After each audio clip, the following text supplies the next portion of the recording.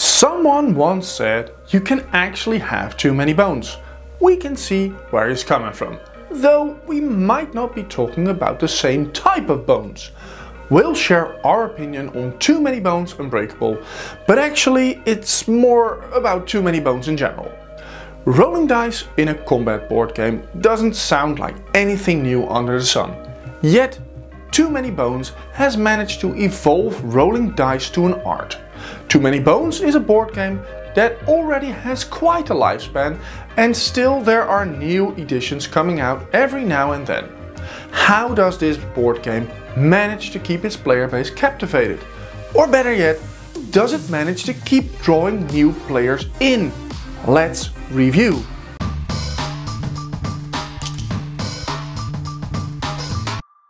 Too Many Bones is a dungeon crawler-like game for 1 to 4 players. It is playable with standalone scenarios and a mini-campaign. The game is made up of mostly chips. Its publisher, Chip Theory Games, well, you guessed it, it's in the name. Some games shine with an X amount of players. We played Too Many Bones with 2, 3 and 4 players, and it was a blast every time. The main element of Too Many Bones is building up your character while traversing the depths of the lore. This build-up is done very smoothly, and once you gain points to increase your stats, you can choose to either increase one of your 4 main stats, HP, attack, defense and dexterity, or one of your character's specific abilities. If you wish to increase attack or defense, you need to roll dice. If you don't roll any defense or attack icons, you can increase that stat level. If you do roll an attack icon, you can't increase it. With defense, you can reroll once. If you still don't manage to roll blanks, nothing is lost. You can still increase any of the other 3 basic stats or a specific class related skill. Of course, if you try to increase attack and defense and both have resulted in a no, you can't switch back to it. Personally, I would suggest increasing dexterity as one of your first stats. Your attack skill can be at 6, but if your dexterity is only 2, you can still only roll 2 dice. And that is without having moved. Talking about Too Many Bones Unbreakable for a moment, in this game terrain chips are added into the map. And some enemies change the terrain to lava. And your turn on lava is seen as receiving true damage. More interesting, however, is that some enemies become stronger on this terrain, giving you something extra to think about when encountering them on the battlefield. So what did we like about Too Many Bones? Well, to start off, the mini campaign is really well done. We managed to play 17 days in 3 plays. If you played a little bit faster, it would have been done in 2 plays. The story is fine, the text is a little bit small, and it can be a little hassle to read now and then. But the choices are usually fun to make and are not always that obvious. Well, scaling is also done very nicely in this game. You can get a lot of opportunities to increase the stats of your character. You might think that once you have invested in the right path, you're going to be in God mode.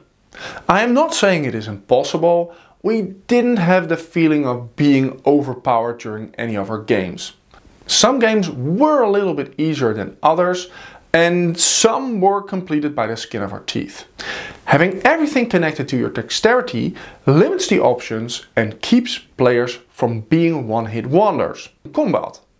You are never going to be swarmed by enemies because there are only 4 enemies at max on the board. The board also isn't that big.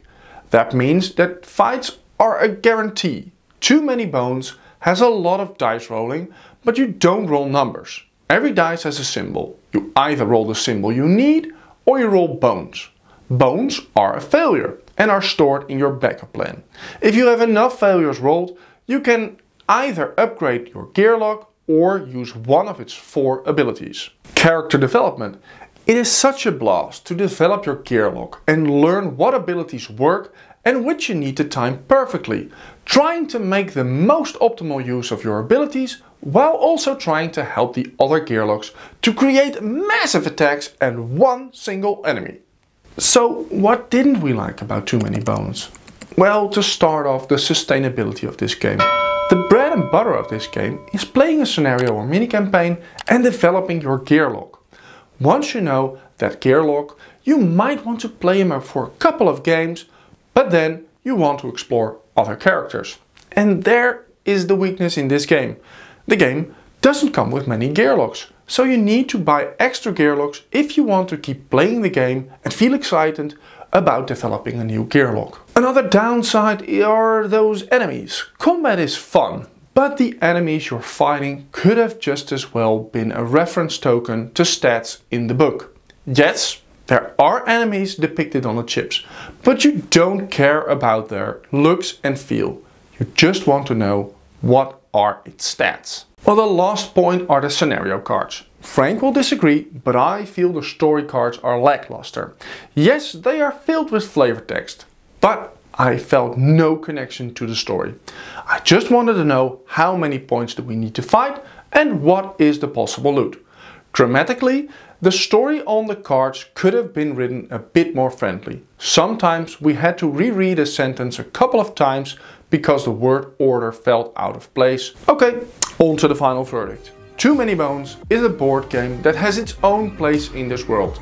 Yes, it has resemblances with other board games, but that is exactly where the comparison ends. There is so many fun to be had in this game. It is a blast every time.